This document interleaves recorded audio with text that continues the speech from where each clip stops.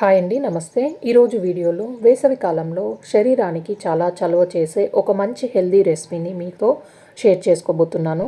పిల్లల నుండి పెద్దవాళ్ళ వరకు ఎన్నో ఆరోగ్య సమస్యల్ని ఇది దూరం చేస్తుందండి. ఇప్పుడు దీన్ని ఎలా చేసుకోవాలో చూద్దాం. ఇక నేను గోండు కటిరాని 10 వరకు తీసుకున్నాను. ఇది ఒక స్పూన్ వరకు ఉంటుందండి.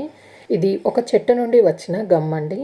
దీన్ని గోందు కటీరా, ఆల్మండ్ గమ్, అలాగే గోంద్ కటీరా అని కూడా అంటారండి. ఇది అన్ని ఆయుర్వేదిక్ షాప్లో దొరుకుతుంది. దీంట్లో 1 కప్పు వరకు నీళ్లు పోసి రాత్రి మొత్తం నానబెట్టుకొని తీసుకోవాలి. లేకుంటే ఒక 6 గంటల వరకైనా కూడా నానబెట్టుకోవచ్చండి.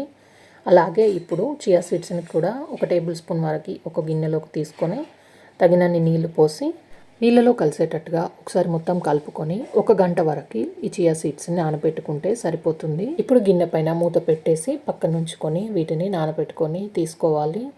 చూడండి, గోందు కటీరా నానిన తర్వాత క్రష్డ్ ఐస్ అయితే ఎలా ఉంటుందో మనకి అలాగే ఉంటుందన్నమాట.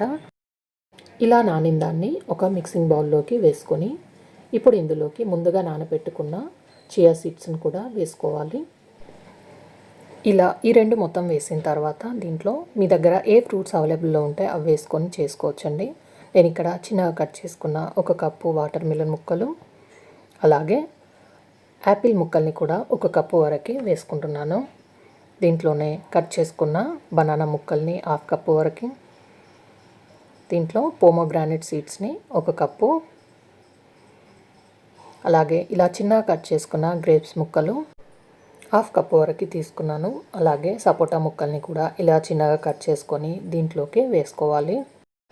మస్క్ మిలన్ ముక్కల్ని కూడా 1 కప్పు వరకు ఇలా చిన్నగా కట్ చేసుకొని దీంట్లోనే వేసుకొని ఇప్పుడు ఇందులో ఇవన్నీ వేసిన తర్వాత 1 కప్పు ఐస్ క్యూబ్స్ కూడా వేసుకోవాలి.